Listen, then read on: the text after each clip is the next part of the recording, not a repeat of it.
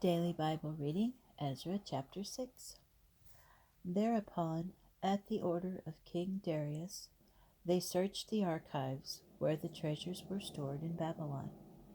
But it was in the citadel of Ecbatana, in the province of Media, that a scroll was found in which the following was written: Memorandum. In the first year of King Cyrus, King Cyrus issued an order concerning the house of God in Jerusalem.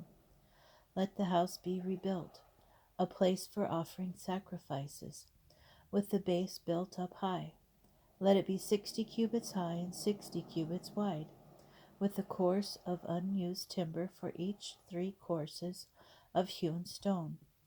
The expenses shall be paid by the palace, and the gold and silver vessels of the house of God, which Nebuchadnezzar had taken away from the temple in Jerusalem and transported to Babylon, shall be returned, and let each go back to the temple in Jerusalem, where it belongs. You shall deposit it in the house of God. Now you, Tattenai, governor of the province of beyond the river, Shethar Bosnia and colleagues, the officials of the provinces of beyond the river, stay away from the place. Allow the work of this house of God to go on. Let the governor of the Jews and the elders of the Jews rebuild this house of God on its site. And I hereby issue an order concerning what you must do to help these elders of the Jews rebuild this house of God. The expenses are to be paid to these men with dispatch out of the resources of the king, derived from the taxes of the province of beyond the river, so that the work not be stopped. They are to be given daily without fail, whatever they need of young bulls, rams, or lambs, as burnt offerings for the God of heaven, and wheat, salt, wine, and oil at the order of the priests in Jerusalem, so that they may offer pleasing sacrifices to the God of heaven, and pray for the life of the king and his sons.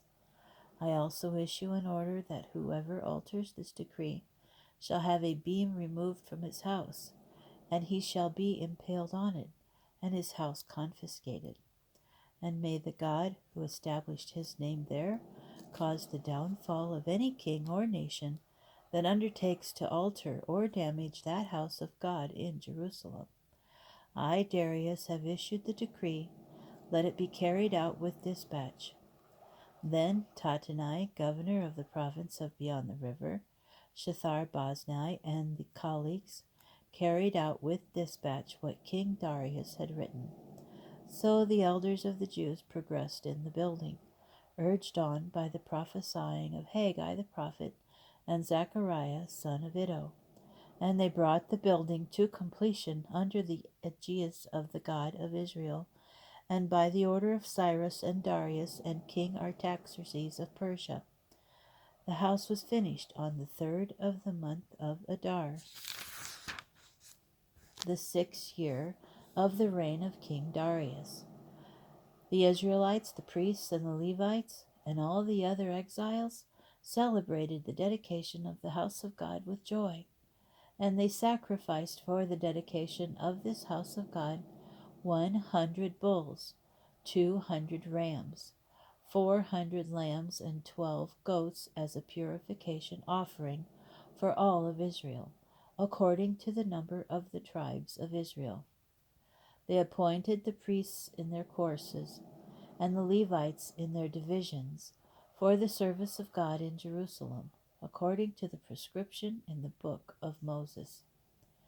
The returned exiles celebrated the Passover on the 14th day of the first month, for the priests and Levites had purified themselves to a man. They were all pure. They slaughtered the Passover offering for all the returned exiles, and for their brother priests and for themselves. The children of Israel who had returned from the exile, together with all who joined them in separating themselves from the uncleanliness of the nations of the lands to worship the Lord God of Israel, ate of it. They joyfully celebrated the feast of unleavened bread for 7 days, for the Lord had given them cause for joy by inclining the heart of the Assyrian king toward them, so as to give them support in the work of the house of God, the God of Israel.